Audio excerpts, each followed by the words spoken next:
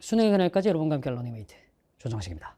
자, 제가 2024학년도 수능을 앞두고 이제 시작을 하는데, 말 그대로 시작해라는 강좌를 시작을 하는데, 일단 이 강좌의 수강 대상부터 말씀을 드리면서 가는 게 맞는 것 같아가지고 OT로 수강 대상을 말씀을 좀 드려볼게요. 근데 수강 대상 말씀드리기 전에 제가 요런 말씀부터 좀 드려보겠습니다.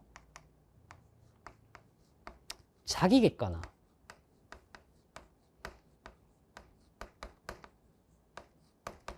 좀 자기 자신의 학습 능력을 객관적으로 바라볼 수 있는 능력. 내가 알고 있는 게 어디까지고 어떤 부분이 약점인지를 정확하게 알 수 있는 능력. 이게 사실은 수능뿐만 아니라 이후에 모든 학습에서 핵심이 되는 능력이거든요. 수능뿐만 아니라 모든 학습에서 핵심이 되는 능력입니다. 제가 이제 단연간 학생들 좀 가르쳐 보면서 좀 느끼는 게 이런 거야. 그래서 극상위권의 학생들일수록 뭘 잘하냐? 내가 아는 영역이 어디까지고 모르는 영역이 어디까지인지를 구분을 정말 잘 지어요, 극상위권은. 근데 성적대가 애매하잖아? 혹은 성적대가 좀 떨어지잖아? 그럴수록요, 지가 아는 거랑 모르는 걸 구분을 못 해요. 그래서 어떤 일들이 벌어지냐면, 성적대가 낮은 친구들이 있어. 특히나 영어로 따지면, 솔직히 얘기할게요. 한 3등급 나오잖아요. 낮은 성적대예요. 수능 영어에서 3등급은, 물론 이제 시작해를 듣는 분들은 등급대가 더 낮은 친구들도 있겠지만, 수능 영어에서 3등급은 못하는 영어입니다. 아니, 한번 생각 한번 해봐. 3등급 정도면 있잖아. 얘들아, 너네가 어렵다라고 얘기한 빈칸이나 순서 삽입 유형이지. 이거 다 틀려도 20점밖에 안 깎이거든?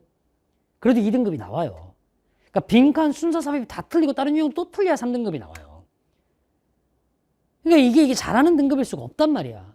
근데 그 정도 등급 되는 애들한테 영어 관련한 거 이런저런 얘기를 한번 들어보잖아. 그럼 애들이 다 무슨 생각하냐면 어디선가 들어본 용어들은 있으니까 자기들이 대충 들어본 용어들을 다 아는 거라고 착각하고 공부를 해요. 그래서 어떤 일들이 벌어지냐? 공부해보잖아? 이거 아는 거네 하면서 조금씩 들어보는 거 다 넘겨요? 결국 공부할 게 없어지게 돼요. 당연히 공부할 게 없어지니까 성적이 오를 일도 없게 되죠. 그러니까 등급대가 낮을수록 이게 안 된다고. 그래서 제가 아예 OT에서부터 요걸 조금 요구를 할 거예요. 이거를 조금 이제 여러분들이 좋아하는 용어로 얘기를 해보면 메타인지가 되겠죠. 내가 아는 것과 모르는 것들을 구별할 수 있는 능력. 거기서부터 학습은 시작을 하는 겁니다. 됐죠? 거기서부터 학습을 시작하는 거예요. 자, 제가 지금부터 그거를 한번 시켜보도록 할게요. 자기 객관화를 해보세요. 내가 이 교재에 나와 있는, 이 시작해 교재에 나와 있는 문장 3개를 띄워드리겠습니다. 자, 솔직하게 말씀드릴게요. 이 3개의 문장은 이 교재의 후반부에 나와 있는 문장이에요. 그러니까 뭐 되게 기초적인 문장은 아니라는 겁니다. 이 교재를 기준으로 했을 때. 이 3개의 문장을 보고 그냥 아는 단어들을 조합해서가 아니라 문장이 깔끔하게 해석되는지 안 되는지, 즉 문장의 내용을, 문장의 의미를 이해할 수 있는지 없는지를 포즈 버튼 누르고 확인해 보세요. 단 시간 제한은 있어야 되겠죠. 문장 3개니까 제가 깔끔하게 한 문장당 30초씩 1분 30초 드려볼 테니까 직접 해보십니다. 시작하세요. 됐나요? 문장 3개 깔끔하게 해석되나요?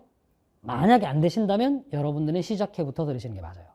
오케이? 자, 자기 객관화를 시켜드린 거예요. 이 수업의 수강 대상은, 다시 이 수업의 수강 대상은 우리가 처음에 OT에 제시해드린 3문장이 해석되지 않는 학생입니다. 그치? 매년 뭐 수업을 할 때마다 몇 등급의 학생들이 뭐를 들어라, 몇 등급의 학생들을 뭐가 들어라, 이렇게 얘기를 해버렸더니 사실 그 안에서 보니까 좀 너무 등급 내에서도 스펙트럼이 너무 다양한 거야. 어떤 친구는 5등급인데 실제로 문장 구조는 되게 잘 보고 잘 없지만 그런 경우들도 있고 해가지고 등급대로 얘기 안 하고 이렇게 보여드린 거예요. 내가 근데 이렇게 얘기해서 3문장이 해석이 안 되는 학생이라고. 근데 예를 들면 이제 이런 경우들이 있을 수 있잖아. 이 안에서 2문장 정도는 해석이 되는데 1문장 정도만 해석이 안 됐어. 그런 경우라면, 다시 2문장 정도는 해석이 되는데 1문장 정도가 해석이 안 됐어. 그런 경우라면 시작해가 아니라 괜찮은 문장편부터 듣는 게 맞아요. 내가 무슨 말인지 알겠어? 지금 저는 이 3문장 혹은 적어도 2문장 이상의 해석 안 되는 학생들을 수강 대상으로 삼을 겁니다. 근데 그러면 이 3문장 해석 안 되면 다 시작해 들어야 되느냐? 그건 맞아요. 맞는데 제가 이 수강 대상을 조금 더 나눠보도록 할게요. 책의 목차 얘기를 좀 해보겠습니다. 책은 파트를 크게 2개로 나눠서 진행이 돼요. 파트 1은 품사편이야. 영어에는 여러 품사가 있잖아. 뭐 동사부터 시작해서 뭐 형용사, 명사, 뭐 전치사 이런 여러 품사들이 있단 말이야. 근데 영어 수업을 하다 보면 정말 이런 경우들을 많이 보거든. 선생님, 저는요, 영어에서 얘기하는 문법 용어 자체가 받아들여지지가 않아서 영어 수업을 못 알아듣겠어요. 이런 친구들이 있습니다. 도대체 형용사가 뭔가요? 뭐 이런 친구들이 있다고요. 물론 그게 이제 자랑은 아닙니다만, 어쨌거나 그걸 알아야 수업을 들을 수 있는 영역들이 있어요. 제 수업은 이후에도 들어보면 알겠지만 저는 최대한 문법적 용어의 사용을 지양하는 사람이거든요. 문법 용어 사용 잘 안 해. 근데 어쩔 수 없이 기본적인 것들은 사용해야 될 때가 있단 말이야. 여기까지가 주어지 이런 표현들. 이건 부정문이잖아, 이런 표현들. 그러니까 이런 기본적인 표현들을 익혀내는 게 품사 파트예요. 이걸 알아야 가능하니까. 그리고 이제 두 번째 파트 2가 사실 수능에서 제일 중요한 부분이죠. 문장편이에요. 여기서는 뭐냐면 문장의 해석법을 익히는 겁니다. 다시 정리하면 품사편에서는 용어와 기본 문법을 정리하는 곳이라면 문장편은 문장의 해석과 이해를 연습하는 파트예요. 무슨 말인지 알겠지? 당연히 요게 어느 정도 되어 있어야 1위로 갈 수 있어. 근데 품사 파트에서 진짜로 기본적인 걸 다룰 거거든. 그래서 이제 어떻게 생각을 해보시냐면 제가 지금부터 이 OT에서 아예 수업을 보여드릴 거야. 뭘? 품사편에서 어떤 걸 배우는지 아예 유닛 1 동사부터 보여드릴 거라고요. 그러니까 지금 OT를 들으시면서 이 품사편의 수업을 초반을 들어봐. OT를 끝까지 들어봐. 다시 나는 시작회를 들어야 되겠다고 수강 대상으로 확정됐어. 그러면 OT를 한번 들어보시라니까. 들어봤더니 유닛 1 들어보니까 품사 파트는 너무 쉬운 것 같아. 그러면 문장편부터 들으셔도 됩니다. 다시 문장편부터 수강하는 학생들은 어떻게? 오케이. 세 문장의 해석은 분명히 안 됐지만 세 문장의 해석은 분명히 안 됐지만 세 문장의 해석은 안 됐지만 어머나 품사편의 파트 1의 유닛 1 이 품사편의 동사 파트의 수업이 너무 쉬워. 여기 쉽다라는 건 네가 알아듣는 부분도 있어요가 아니라 처음부터 끝까지 완벽하게 다 알아듣겠어를 얘기하는 거야. 처음부터 끝까지 다 알겠어. 그런 경우라면 파트 2부터 듣는 거예요. 근데 그렇지 않아? 그럼 파트 1부터 가시는 겁니다. 됐죠? 다시 한번 얘기합니다. 여기 쉽다라는 건 처음부터 끝까지 다 알아듣는 걸 얘기하는 겁니다. 부분 들어본 적 있어 정도로 안 돼요. 다 아는 걸 얘기하는 거예요. 생각보다 여러분들이 모르는 부분도 많이 건드릴 거야. 대체. 자, 지금부터 이제 그래서 본격적으로 유닛 1의 품사 파트의 동사를 보여드릴 건데, 자, 이게부터 좀 하고 갑시다. 그 메가 스터디에서 물리학을 가르치는 이제 김성재 선생님께서 예전에 수업 때 하셨던 말씀을 제가 계속해서 인용해서 말씀을 드리는 건데, 우리가 지금 배우는 건 기초이자 기본입니다. 기초는 쉬워서 기초가 아니라 중요해서 기초고 중요해서 기본인 거예요. 지금 기초와 기본이 부족하다는 걸 쪽팔려 하지 마세요. 제가 정말 기초적인 걸 가르쳐 드릴 건데 이게 안 된다고 쪽팔려 할 게 없다니까. 정말 쪽팔리는 건 뭐냐면 이걸 모르는 채로 수능 시험장까지 끝까지 가는 게 쪽팔리는 거야. 모르면 배우면 되잖아. 그건 부끄러울 게 없다니까. 그게 왜 부끄러워? 모르는 채로 끝까지 똑같이 살아가는 게 부끄러운 거지. 수능이라는 시험, 나름대로 인생을 살아오면서 지금까지 20년 가까운 인생을 살아가면서 큰 산 하나가 눈앞에 있는 건데요. 이거 나름대로 정복해갔다고 덤비기 시작하는 첫 발걸음을 부끄러워할 필요 없습니다. 단, 시작했으면 끝까지만 가세요. 중간에 포기하는 건, 그리고 애초에 안 될 거라고 생각하고 포기해버리고 덤비지도 않는 건 부끄러운 게 맞습니다. 끝까지 포기하지 말고 덤비기라도 해봅시다. 자, 바로 한번 가볼게요. 동사 파트야. 도대체 이제 문장의 동사가 뭐냐 이거죠. 문장의 동사가 뭐냐 이거죠. 자, 이 책에 보면 이제 한글로 조금 나와 있는데 동사라는 건 영어에서 동사라는 건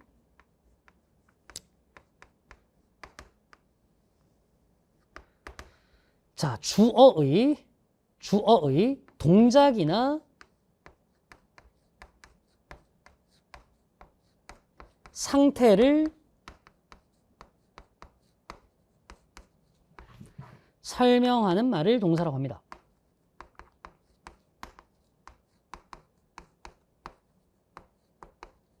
자, 상태를 설명한다라는 건 이렇습니다. 상태를 설명한다는 건 이렇습니다. 상태를 설명한다. 이런 거 있죠. 나는 선생이다. 내가 어떤 상태죠? 선생인 거죠. 선생이 동작은 아니잖아요. 선생님이다. 이게 동사예요. 이렇게 얘기를 해볼까요? 동작을 설명한다는 건 이래요. 나는 영어를 가르치고 있다. 야, 영어를 가르친다라는 건 어떤 동작이에요. 칠판에 글씨를 쓰기도 하고, 그죠? 여러분들한테 제스처를 취하기도 하고, 말도 하기도 하고, 이런 동작이라고요. 주어의 동작이나 상태를 설명한다는 게 어떤 의미인지 알겠죠? 이 이상 깊이 있게 막 철학적으로 파고 들어가진 않을게. 그럼 영어라는 언어에서 동사는 어떻게 나눌 수 있냐 이거야. 어떻게 동사를 나눌 수 있냐는 거야. 자, 크게 영어의 동사는 세 가지로 나눌 수 있어요. 첫 번째, 비동사라는 놈을 쓸 수 있고요. 비동사. 두 번째, 일반 동사라는 놈을 쓸 수 있고요. 미안해. 옆으로 쓰자. 두 번째, 일반 동사라는 놈을 쓸 수 있고요. 세 번째, 조동사라는 놈을 쓸 수 있습니다. 됐죠? 자, 뭐가 뭔지 차근차근 한번 설명해 보도록 할게. 비동사라는 건 뭐냐면 이런 거야. 주어의 상태를 나타내는 거야. 그녀는 뭐야? 학생이다 라는 그녀의 상태를 나타내는 거죠. 수학은 어렵다. 수학이라는 말의 상태를 나타내는 말을 비동사라고 해요. 혹은 있다 없다를 나타내는 것도 비동사라고 합니다. 저기에 내 아버지가 계신다, 있다. 이거라고요. 다시 비동사의 의미는 뭐다? 주어가 뭐뭐이다. 혹은 주어가 어렵다, 쉽다, 뭐뭐 하다. 이런 주어의 상태를 나타내거나 어디 어디에 있다. 이런 존재를 나타내는 걸 우리는 비동사라고 한다고요. 끝. 됐죠? 근데 비동사라는 게 모양이 어떻게 바뀌는지를 한번 얘기해 볼게요. 자, 영어에서 이제 이런 게 어렵거든. 1인칭, 2인칭, 3인칭. 여기서 말이 꼬여. 정리하자. 1인칭이라는 건 내가 포함된 집단 얘기하는 거야. 내가 포함되고. 내가 포함된 집단, 일단 나가 있고, 내가 포함된 집단, 우리가 있을 수 있겠죠. 피디님 이거 납득되시죠? 제가 피디님한테 수업 주고 질문할 건데, 피디님 실제로 대답하십니다, 여러분들. 피디님 답변하시나요? 그런 질문하시는데, 대답하세요. 다음 볼게. 2인칭이라는 건 너 혹은 네가 포함된 집단이에요. 우리말로 얘기하면 너, 네가 포함된 너희들. 이게 2인칭이죠. 그럼 이제 3인칭은 뭐냐? 나와 너를 제외한 나머지를 얘기합니다. 사람으로 얘기할게요. 그 사람, 그녀, 그 사람들.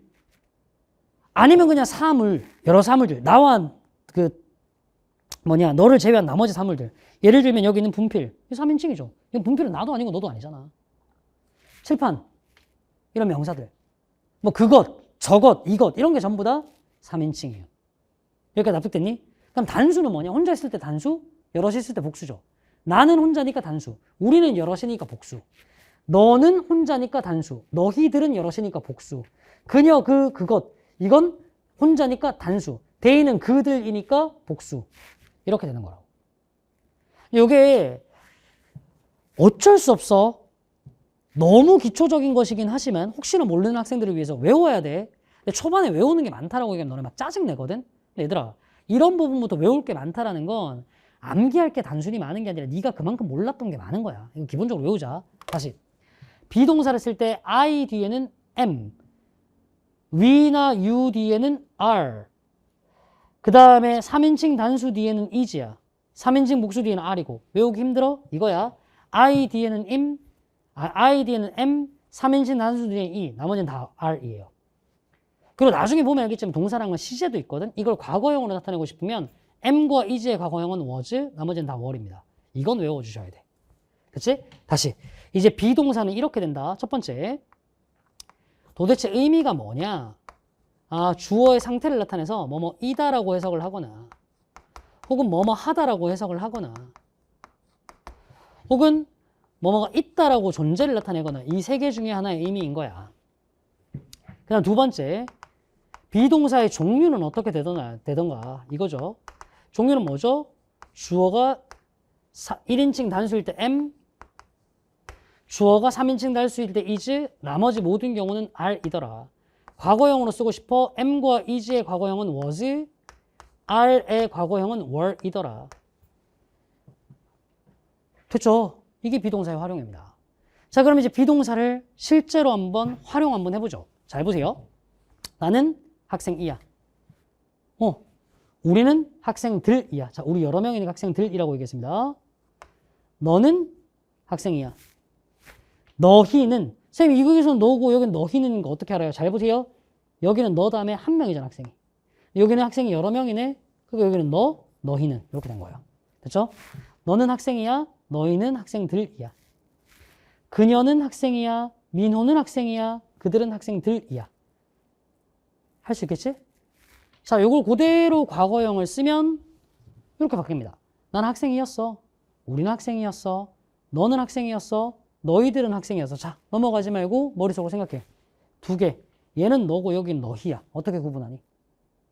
그래, 할 수 있으면 돼요. 방금 전에 들었잖아요. 그런 기억이 공부라니까. 자신감을 조금씩 가져. 선생님, 제가 빡대가리도 아니고 방금 전에 들었던 거 어떻게 몰라? 아, 그럴 수 있다니까. 네가 지금 기억했으면 그만큼 나아지고 있는 거예요. 잘 기억해. 다시. 여기는 단수가 나왔으니까 한 명, 너야. 여기는 여럿이 나왔으니까 복수로 너희가 되는 거라고. 그녀는 학생이었어. 민호는 학생이었어. 그들은 학생이었어. 이렇게 되네요. 괜찮지? 이게 비동사의 형태입니다. 자, 근데 우리는 지금 이다 하다 있다라고만 배웠는데 얘를 부정해 줄 수도 있을 거 아니야. 무슨 얘기냐면 나는 학생이 아니야. 나는 수학은 어렵지 않아. 뭐 거기에 존재하지 않아. 없어. 이렇게 쓸 수 있을 거 아니야. 그럴 때 어떻게 해주느냐는 거예요. 기본은 이겁니다. 비동사 뒤에 낫을 붙여요. 비동사 뒤에 낫을 붙여요. 영어는 형식을 굉장히 중요하게 여깁니다. 낫이 붙은 비동사 뒤에 붙어야 돼요. 확인해볼까? I am a teacher이죠. 나는 선생이다지. 부정해봐. 나는 선생이 아니야가 돼요. You are a doctor. 너는 의사다죠. 부정해봐. 너는 닥터가 아니야. You are not. 비동사 뒤에 붙어야 된다니까. She's a student. 그녀는 학생이야. 그녀는 학생이 아니야. 어떻게 해야 돼? not을 뒤에 붙여야 된다고. She's not a student. 보이죠? 과거형일 때도 마찬가지입니다. My sister was smart. 내 여동생은, 자, 요거는 있다가 아니라 있다, 이다보다는 하다가 잘 어울리죠. 똑똑했었다. 부정해볼게요. 똑똑하지 않았었다. was not 가면 돼요. My sister was not smart. 그 다음에 여기 or 있다겠네. 여기에 내 학생들이 있다. 괜찮죠? 아니, 여기가 내 학생들이다보다는 여기 내 학생들이 있다. 존재로 해석하는 게 자연스러워요. 여기 내 학생들이 있어요. 그럼 여기는 내 학생들이 없어요. 어떻게 할래? 보지 말고 대답해. 여기 내 학생들 없어요? Here were not my students가 되겠죠. 내 학생들 없었어요. 이렇게 비동사는 동사의 뒤에 not을 붙여주면 됩니다. 그럼 요거를 질문 형태로는 어떻게 바꿀 거냐는 겁니다. 질문형으로. 그러니까 무슨 얘기냐면, 자, 민호는 학생이야? 여기에 내 학생들이 있어? 라고 의문형으로 바꿀 때는 어떻게 할래? 그걸 배워보자고요. 어렵지 않다. 의문형으로 바꿀 때는, 자, 원래 비동사의 기본 형태는 제가 이렇게 써볼게요. 주어를 쓰고 그 다음에 비동사를 써서 문장이 이어지는 게 일반적인 문장이었잖아. 근데 이걸 의문형, 질문의 형태로 바꾸려면 비동사부터 먼저 쓰고 주어가 뒤에 따라 나오도록 만들면 의문형이 돼요. 어순만 바꿔버리면 된다고요. 보자. I'm handsome. 난 잘생겼어. 질문하는 거예요. Am I handsome? 나 잘생겼나요? 그렇죠? 뭐 이런 질문을 하나 싶겠지만 우리 아들이 이런 거 자주 해요. 그다음 there are soldiers 해볼까? 저기에 군인들이 있어. 저기에 군인들이 있나요? Are there soldiers? The horse is fast. 말은 빨라. 해볼까? 말이 빠른가요? 어떻게 할래? Is the horse fast? 됐죠? 그 말 빠른가요? Is the horse fast? 이렇게 되는 거라고. 괜찮니? 이게 비동사와 관련한 기본 개념 답니다. 이제 앞으로 너네가 이제 어디서 수업을 들을 때 비동사, 어려운 말 아니에요. MR is를 얘기하는 겁니다. MR is, was, were를 얘기하는 거예요. 부정문, 비동사 뒤에 not을 붙인 걸 얘기하는 거예요. 의문문, 비동사와 주어의 순서를 바꿔서 뒤에 물음표를 찍은 문장을 얘기하는 거예요. 이게 비동사와 관련한 얘기 다예요. 해석은 어떻게 해요? 이다, 있다, 하다. 괜찮죠? 오케이. 자, 과거형으로 가도 포인트는 똑같다. 가보자. She was pretty. 그녀는 예뻤어요. 그래서 예뻤나요? Was she pretty? 해볼까? They were wise. 그들이 현명했어요. 보지 말고 대답해봐. 그들이 현명했었나요? Were they wise? 이렇게 가시면 된다고요. 괜찮니? 다시 한번 얘기합니다. 이런 기본적인 걸 듣는다고 쪽팔려 하지 마세요. 오케이? 기본적인 것부터 채워나가야 성적 오를 수 있는 거죠. 모르면 모르는 대로 채워나가시면 됩니다. 자, 이제 비동사에 대한 얘기가 끝났으니까 이제 일반 동사를 얘기를 한번 해보자고요. 일반 동사는 사실은 의미를 규정하기가 참 힘들어요. 그래서 종류부터 얘기를 해보면 얘는 비동사와 우리가 이따 배울 조동사를 제외하고 비동사와 조동사를 제외한 모든 동사를 우리는 일반 동사라고 합니다. 의미들이 참 많아요. 의미들이 참 많아요. 의미들이 참 많아요. 자, 예를 들면 이런 거지. remain이 뭐지? 남아있다란 뜻이야. 그럼 봐봐. The student remain silent. 그래요. 학생들은 침묵한 채로 남아있어요. 즉 침묵을 유지하고 있어요. 혹은 drive, 운전하다는 뜻이야. 우리 아버지, 내 아버지께서는 그의 자동차를 운전하고 계세요. 이런 식으로 주어가 침묵을 유지하는 어떤 상태를 나타내거나 아빠가 운전 중이야라는 동작을 나타내거나 이런 것들을 일반 동사라고 합니다. 또 여기서 좀 오버하지 마. 선생님, 운전하고 있는 건 상태로 볼 수 있지 않을까요? 침묵을 유지하는 것도 아무것도 안 하고 있는 동작으로 볼 수 있지 않을까요? 그걸 구분하는 건 아무 의미가 없어요. 어떻게든 주어에 대한 설명을 하는 거면 일반적인 동사다라고 생각하시면 됩니다. 되나요? 여기서도 조금 주의해야 될 게 있어요. 자, 주의해야 될 것 한번 봅시다. 일반 동사는 비동사와 조동사를 제외한 모든 동사인데 주의해야 될 건 딱 하나입니다. 자, 주어가 3인칭 단수일 때 주어가 3인칭 단수일 때 잠시만요. 주어가 3인칭 단수 아까 배웠던 거 그대로 써먹어 봅시다. 주어가 3인칭 단수는 언제죠? 나와 너가 포함되지 않은 사람, 사물 그 중에 단수인 걸 얘기하는 거예요. 이때는 오케이? 잘 들으세요. 현재형 동사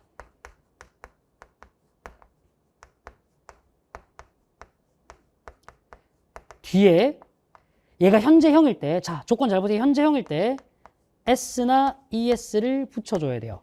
다시 조건을 잘 보세요. 그냥 아무 때나 s나 es를 붙이는 게 아니라 현재형일 때 s나 es를 붙여줘야 되는 거예요. 현재형일 때. 다시 조건이 두 가지. 첫 번째, 주어가 3인칭 단수여야 돼. 두 번째, 동사가 현재형일 때만 s나 es를 붙이는 거예요. 됐죠? 필기 줄을 좀 맞추기 위해서 내가 이걸 조금 올려 쓰도록 할게. 미안해. 다시 얘기할게요. 주어가 3인칭 단수이고 그 다음 현재형 동사를 사용할 때만 s나 es를 붙이는 거예요. 여기서 이제 s나 es를 언제 붙이는지에 대한 얘기가 나옵니다. 언제는 es를 붙이고 언제는 i를 붙이고 es를 붙이나 언제는 s를 붙이냐가 나오는데 이건 사실 뭐 서술형 영작 같은 데서 필요한 거니까 그냥 가볍게만 보시면 되고 어쨌든 s나 es를 붙인다라는 정도만 아시면 되지 규칙 변화 뭐 불규칙 변화 다 외우실 필요 없습니다. 됐죠? 그 다음 봐봐. 과거의 시제일 때는 주어의 수, 즉 단수냐 복수냐랑 상관없이 동일하게 쓰인다. 즉 현재형일 때만 s나 es를 붙이면 된다는 거예요. 무슨 말인지 알겠지? 현재형일 때만. 자, 확인 한번 해볼까요? 봐봐. 요거 두 개를 구분해서 보시면 돼요. 나는 1인칭이죠. 근데 그는 3인칭이잖아. 근데 여기서 watch, 본다라는 건 현재형일 때예요. 그러면 어떻게 해야 돼? 아하, 3인칭 단수일 때는 s나 es를 붙이는 거예요. 이 경우 watch the TV. 내가 그 TV를 봐. He watches the TV. 그가 그 TV를 봐. es 붙이죠. 다음 똑같이 고운데요. 주어가 3인칭일 때 어머나 그녀는 3인칭이고 혼자네 단수네 그리고 현재형이네 s나 es를 붙인다고. We go to the theater. 우리가 그 극장에 가. She goes to the theater. 그녀가 그 극장에 가. 이렇게 쓰는 거라고요. 됐죠? 어머나 선생님 그럼 과거형이면 어떻게 하나요? 조금 이따가 보도록 할게요. 자 일단 요거도 맞아 좀 보고 얘기합시다. 여기 John 느끼세요? My mother 내 엄마 the lesson 그 수업 이거 전부 다 3인칭이죠. 이것도 수업 듣다 보면 여러분들이 힘들어하는 게 이거예요. 선생님 그 수업이 왜 3인칭인가요? 라고 되어 있는데 쉽게 생각하세요. 수업은 나도 아니고 수업은 너도 아니잖아. 나와 네가 아니면 다 3인칭이야. 그 중에도 단수죠. 그래서 볼게요. 그들은 열심히 한다. 그들은 조는 열심히 한다. 그 학생들은 stay calm, 차분함을 유지한다. stay가 이제 남아있다. 머무르다 뜻이니까 차분하게 남아있다. 차분함을 유지한다. 내 엄마는 차분함을 유지한다. 우리는 여기서 시작한다. 그 수업은 여기서 시작한다. 자, 3인칭 단수일 때만 s나 es를 붙였다는 걸 눈으로 봐놓으시면 됩니다. 그럼 선생님 과거형일 때는 어떻게 되나요? 3인칭 단수가 되어도 똑같이 ed를 붙입니다. 과거형일 때는 그냥 ed 붙이면 끝이거든요. 잘 보세요. she 3인칭 단수란 말이야. 그의 점수 요것도 나와 네가 아닌 3인칭이고 점수 단수니까 3인칭 단수잖아. 근데 과거형일 때 뒤에 s 안 붙이죠. 현재형일 때만 s를 붙이면 돼. 가보자. 그들은 열심히 공부했어. 그녀는 거기에 머물렀어. 그의 성적이 떨어졌어. 그 학생들은 서로를 도왔어. 과거형일 때는 그냥 s나 es를 붙이면 돼요. 됐죠? 자, 주어가 3인칭 단수일 때만 현재형 동사 뒤에 s나 es를 붙인다. 됐나요? 오케이. 그러면 이제 부정형을 어떻게 쓰는지를 한번 봅시다. 부정형. 우리 잘 들어보세요. 비동사 같은 경우는 부정형을 어떻게 썼지? 그냥 뒤에다가 not을 붙였죠. 일반 동사 다음에는 부정형을 어떻게 쓰냐면 잘 들어라. do not을 쓰고 그 다음에 동사의 원래 형태를 써요. 자, 우리 수업 때 하나만 통일하자. 요거를 내가 동사 원형이라고 할 거야. 그러니까 직관적으로 생각하세요. 동사의 원형이야. 동사의 원형. 원래 형태 그대로를 얘기하는 겁니다. 그럼 가만히 생각해 볼까? 잠시만. do not이거든. 잘 생각해 봐. 주어가 3인칭 단수라고 생각해 보세요. 원래는 do라는 게 현재형이니까 3인칭 단수라면 s나 es를 붙여야 돼. does not 하고 동사 원형을 쓰게 되겠네. 어머나 과거 상황이라고 생각해 보세요. do의 과거형인 did not 동사 원형 이렇게 써주면 되겠네. 괜찮아? 갑니다. 보세요. 3인칭 단수일 때 현재형이면 does not, 나머지는 그냥 do not. 그 다음 과거형일 때는 전부 다 did not. 아까 했던 그대로입니다. 자, 가볼게요. We go to the theater. 몇 개 연습해보고 내가 시킬 거다. 우리가 극장으로 갑니다. 우리 극장 안 간다. 어떻게? 앞에 do not을 넣는다니까. We do not go to the theater. 맞죠? The students try hard. 그 학생들은 열심히 노력한다. 열심히 노력하지 않는다. 어떻게? The students do not try hard. She goes to the theater. 그녀가 극장으로 간다. 요번에는 3인칭 단수라서 es를 붙였다. 그녀는 극장으로 가지 않는다. 어떻게? She 그냥 do not이 아니라 뭐? Does not go to the theater. 다음 문장. The teacher stays there. 그 선생님은 거기에 머무른다. 그 선생님은 거기에 머무르지 않는다. 어떻게 할까? 3인칭 단수니까 The teacher does not stay there. 이렇게 되면 되는 거라고. 괜찮니? 오케이. 과거형일 때는요. I studied hard. 무조건 뭐요? did로 바꾸면 돼. I did not study hard. 공부 열심히 안 했어요. His score dropped. 그의 성적이 떨어졌어요. 네가 해봐 이제. 그의 성적은 떨어지지 않았어. 해봐. 안 보고 시작. His score did not drop. 자, 오버하지 마. 여기에 이렇게 ed를 과거형으로 적으면 안 돼요. 무조건 did not 다음에 동사 원형을 쓰는 게 기본입니다.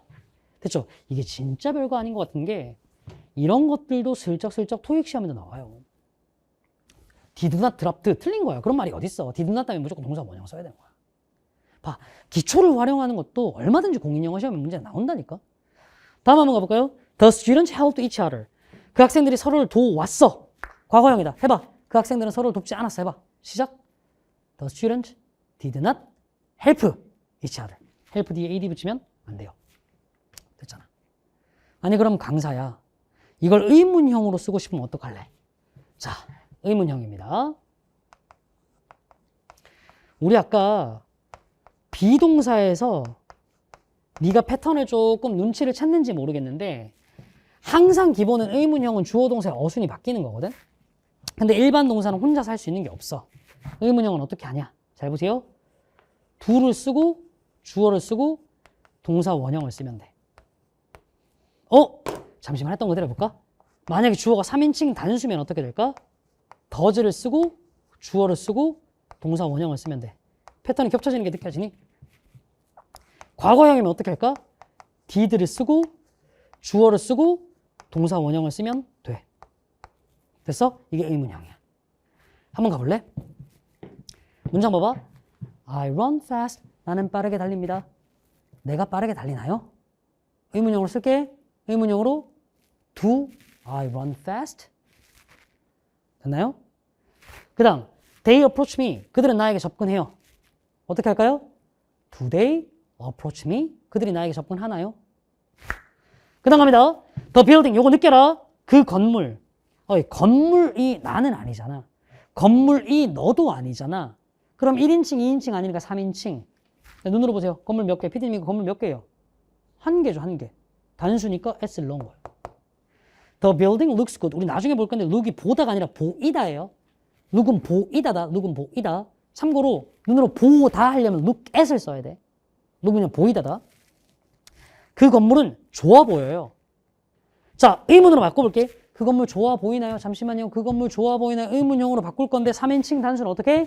does로 써준다. Does the building look good? 그 건물이 좋아 보이나요? 또 오버하지 마. 여기 the building이 있으니까 s를 붙여야 돼요. 아니라니까.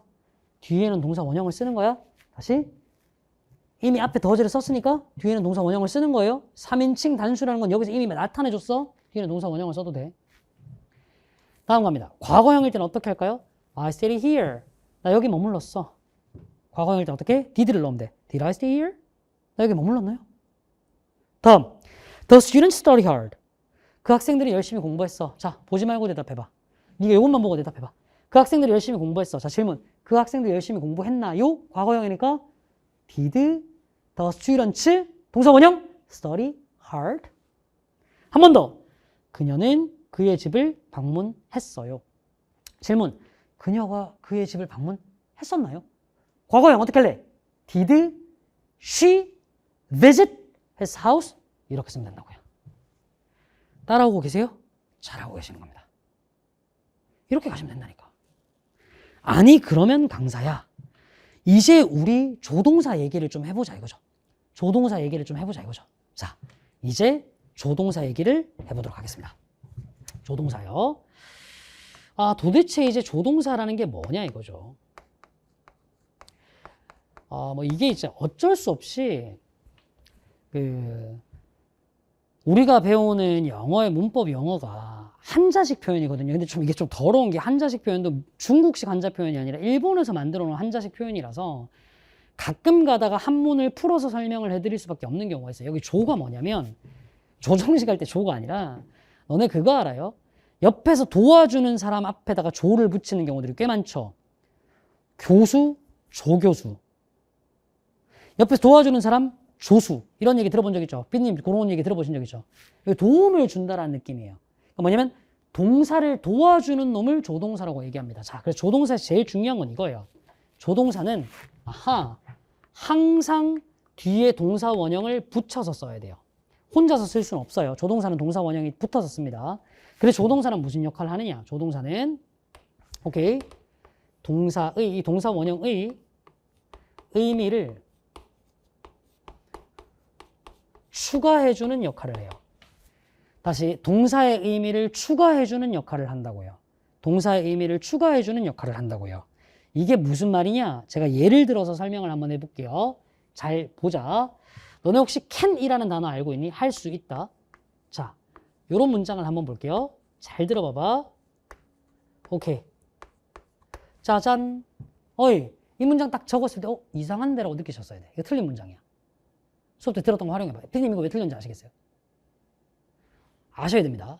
잘 보세요. 주어가 몇 인칭? 3인칭. run 무슨 뜻? 달리다. 어머나 주어가 3인칭 단수인데 현재형을 쓰면 뒤에 뭐 붙여야 된다고 했지? s를 붙여야 된다니까. 그래 이거 s 붙여야 맞는 문장이야. 일부러 내가 틀린 문장 하나 줬어요. He runs fast. 그는 빠르게 달립니다. 라는 문장인데 요거랑 구분 한번 해봐봐. He can run fast. 의미가 달라지는 거 알겠어? 위에서 he runs fast 하면 그는 빠르게 달리고 있다라는 실제로 일어나고 있는 현상을 설명한 말이 돼요. 근데 he can run fast라고 써버리면 그는 빠르게 달릴 수 있는 사람이다라는 능력을 나타내는 말이 돼버리는 거죠.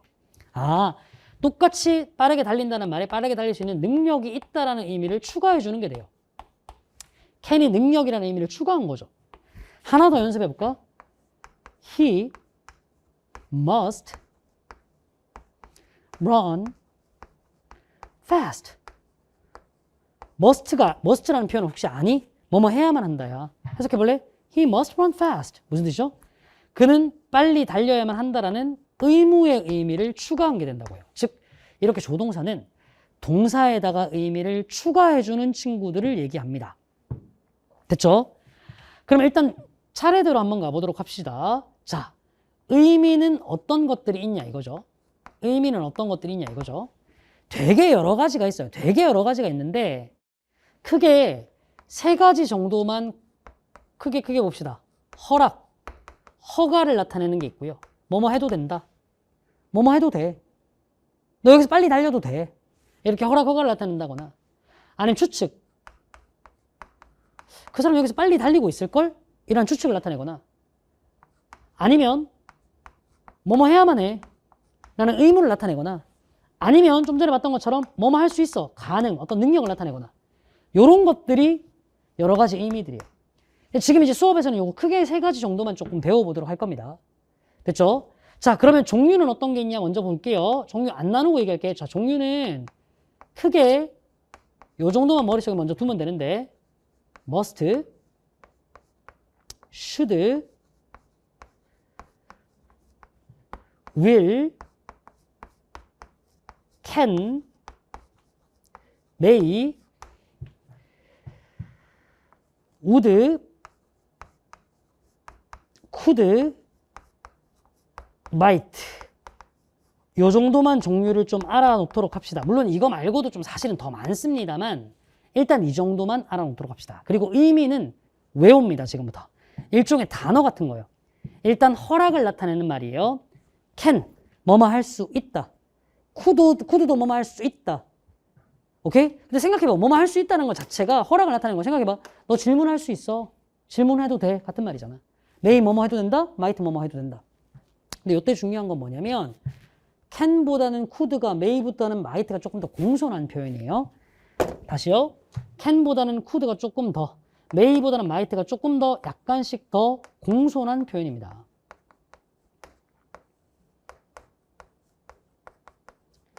느낌 볼래요?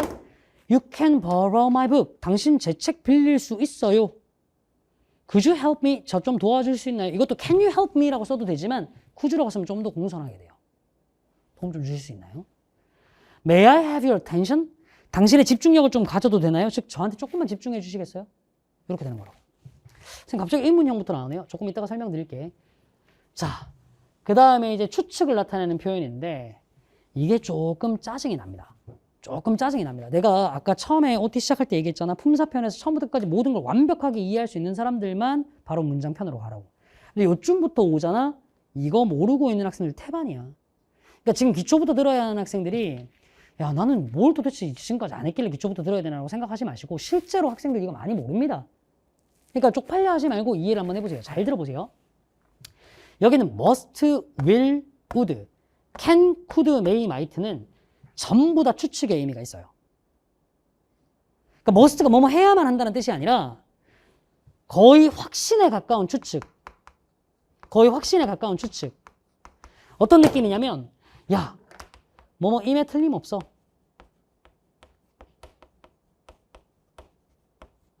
그러니까 100% 확신할 수는 없지만 뭐뭐 임에 틀림없는데? 그 사람, 응? 너 환승연애 2 봤어? 그 둘이 X였으면 틀림없어. 이게 뭐 100% 내가 장담할 수는 없지만 거의 장담에 가깝게 얘기할 수 있는 거야. 어떤 느낌인지 알겠죠? 확신에 가까운 추측. 근데 나머지 will, would, can, could, may, might도 전부 다 추측이에요. 근데 이때 좀 특이한 게 뭐냐면 어디서 영어를 주워 들었던 친구들이 이런 얘기를 들어본 적이 있을 거거든. will의 과거형은 would야, can의 과거형은 could야, may의 과거형은 might야. 이게 틀린 얘기는 아닌데요. 여기에서 추측을 나타낼 때는 가능성을 나타낼 때는 여기는 might, could, would 할 거 없이 전부 다 언제에 대한 추측? 현재나 미래에 대한 추측을 나타내는 거예요. 나중에 우리 한 번 더 배울 겁니다. 그럼 강사야. 어차피 현재나 미래에 대한 추측을 나타낼 건데 will 대신에 왜 would를 쓰고 can 대신에 왜 could를 쓰고 may 대신에 왜 might를 써? 뭐냐면 추측의 강도가 약간 더 might가 may보다 could가 can보다 would가 will보다 약해요. 무슨 얘기냐면 야, 내일 추울 거야. It will be cold tomorrow 라는 것보다는 It would be cold tomorrow가 약간 더 약한 추측이야. 한 발 빼는 거야. 내일 추울 것 같은데 한 발 더 빼는 느낌이야. 피디님 이거 무슨 말인지 알겠죠? The test can be hard. 그 시험 어려울 수 있어. 이거보다는 the test could be hard. 이게 한 발 더 빼는 거야. 내가 확실히 모르겠지만 조금 어려울 것 같은데. 뭔 말인지 알겠죠? She may be at home보다는 she might be at home. 한 발 더 빼는 거야. 그 여자 집에 있을 것 같은데. 이런 느낌이라고. 가보죠. Next test may be difficult. 다음 시험은 어려울 거야. 이걸 만약에 might로 쓰면 어떻게 된다고요? 조금 더 약한 추측. 어려울 것 같은데? 이런 느낌. His answer could be true. 그의 답변이 진실일 수 있어. 지금 언제에 대한 얘기야? 지금 현재의 답변이 진실일 수 있다는 얘기입니다. The train will arrive soon. 기차가 곧 도착할 거야. 추측이죠. 곧 도착할 거다. He must be a student. 그는 학생이어야만 한다가 아니라 그는 학생임에 틀림없다. 꼴딱 보니 학생이야. 이런 느낌인 거죠. 자, 지금 조동사의 의미를 보고 있습니다. 다음 볼게요. 의무를 나타내는 말. 전부 다 해야만 한다요. 내가 이제 아까 안 적었는데 have to, ought to 이것도 이제 뭐뭐 해야만 한다죠. You must observe the law. 자, 알아서 observe가 관찰하다는 뜻도 있지만 지키다, 준수하다는 뜻이 있습니다. 당신은 법을 준수해야만 합니다. 선생님 근데 must가 아까 틀림없다는 뜻도 있었잖아요. 근데 여기서 뭐뭐 해야만 한다라고 얘기를 하면 둘 중에 뭐가 맞는지 어떻게 알아요? 그러니까 이런 것들은 문맥을 보고 판단하셔야 돼요. 이건 해석상으로 봤을 때 피디님 이거 한번 해보실래요? 너는 법을 지켜야만 한다가 자연스러워요? 아니면 너는 법을 지킴에 틀림없다가 자연스러워요? 그래, 지켜야만 한다가 더 자연스럽죠. 그럴 때는 의무로 해석하는 겁니다. 그러니까 문맥에 맞춰서 해석하시면 돼요. 다음 거 볼까요? His son ought to work. 그의 아들은 일을 해야만 해. Students should study hard. 학생들은 열심히 공부해야만 해. 이렇게 되는 거예요. 근데 조동사는 특징이 뭔지 알겠어? 주어가 3인칭 단수로 바뀌어봐야 모양이 바뀌어 안 바뀌어? 안 바뀌어. 이게 조동사의 편한 점이에요. 조동사는 의미를 외우는 건 조금 짜증이 나지만 실제로 모양이 바뀔 일은 없으니까 학습이 좀 편해요. 그럼 조동사를 가지고 부정형은 어떻게 만들 거냐 이거죠. 부정형 만들기도 쉬워요. 개쉬움. 부정형 어떻게 만드냐? 그냥 우리가 배웠던 조동사에 뒤에 난만 붙이면 끝. 그리고 동사 원형 붙이면 됨. 개꿀이죠. 볼까? 치타 can run fast. 치타는 빠르게 달릴 수 있어. 치타 빠르게 달릴 수 없어? 치타 cannot run fast. 빠르게 달릴 수 없어. 이거 해볼까? It may rain. 비가 내릴 수 있어. 비가 내리지 않을 것 같아. It may not rain. 추측의 의미겠죠. 이게 설마 허가겠니? 비가 내려도 됩니다. 추측의 의미로 해석하는 게 자연스럽죠. 다음 보자. You should feed your pet. 너 애완동물한테 먹이를 줘야만 해. 먹이를 주지 말아야만 해. 애완동물 다이어트 시켜야 돼. You should not feed your pet. 됐죠? 오케이. 선생님 그럼 의문형은 어떻게 할까요? 자, 요거까지만 하면 거의 마무리예요. 자, 볼게요. 의문형. 쉽습니다. 조동사를 맨 앞에 써요. 그 다음에 문장의 주어를 쓸게요. 그리고 동사 원형을 쓰면 됩니다. 끝. 확인해 볼까요? I can ask you a question. 보자. 나는 당신에게 질문 하나를 할 수 있어요. 질문할 수 있어요. 얘들아, 내가 당신에게 질문할 수 있다는 거 생각해 보자. 내가 질문할 수 있는 능력이 있습니다. 이런 뜻이겠니? 아니면 질문할 수 있다는 허락을 구하는 거겠니? 허락을 구하는 거죠. 그죠? 질문을 해볼게요. 내가 질문해도 되나요? Can I ask you a question? 순서만 바꾸면 돼요. 순서만. He will help me. 그가 나를 도와줄 거야. 그가 나를 도와줄까요? Will he help me? 됐죠? The math should be difficult. 야, 이거 생각 한번 해봐. 피디님, 수학은 어려워야만 한다. 이거 해석 괜찮나요? 조금 이상하죠? 추측이요. 수학은 어려울 거야. 추측을 나타내는 겁니다.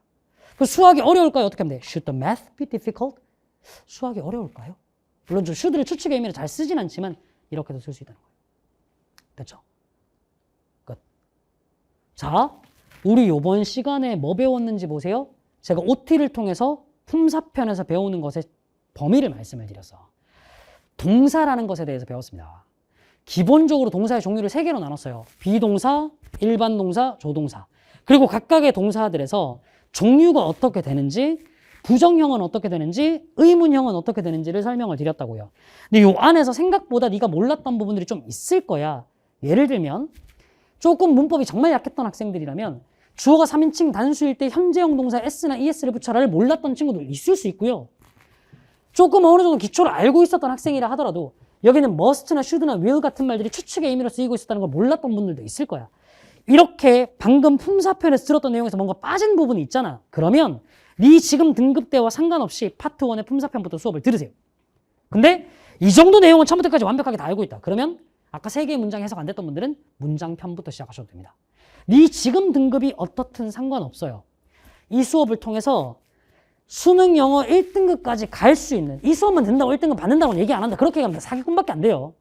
그렇지만 이 수업만 제대로 들어도 1등급까지 갈 수 있는 기초 토대 작업은 확실하게 만들어 드리겠습니다.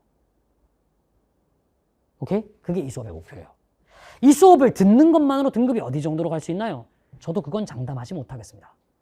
왜냐면 그건 이제 여러분들이 단어를 얼마나 외우느냐, 문제를 얼마나 푸느냐의 변수에 딸려 있으니까. 다만 이 수업을 듣고 나면 어디서 제 수업의 이후의 커리큘럼을 타든 아니면 다른 선생님의 수업을 커리큘럼을 타든 적어도 영어 문장의 용어를 몰라서 이해를 못한다. 혹은 문장의 구조를 이해를 못하겠다. 라는 일은 없도록 만들어 드릴게요. 됐죠? 문장의 구조는 확실하게 알도록, 용어는 확실하게 알도록 만들어 드리겠습니다. 그래서 제가 이 수업의 강좌를 시작해라고 지었습니다. 여기서부터 시작하시면 수능의 그날을 여러분들로 반드시 만들 수 있을 겁니다. 됐죠? 자, 그러면 자기 판단을 잘 해보세요. 처음 시작할 때, OT 처음 시작할 때 했던 세 문장 제대로 해석됐는지 확인해 보시고 내가 시작해 수업을 들어야 될지 말지부터 판단합니다. 그리고 만약에 내가 이 수업을 들어야 한다면 도대체 품사편부터 들어야 될지 문장편부터 들어야 될지도 판단하세요.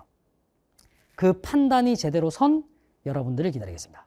그러면 1강에서 여러분들을 만나 뵙길 기대하고 있을게요. 지금까지 조정식이었습니다. 1강에서 뵙겠습니다. 감사합니다.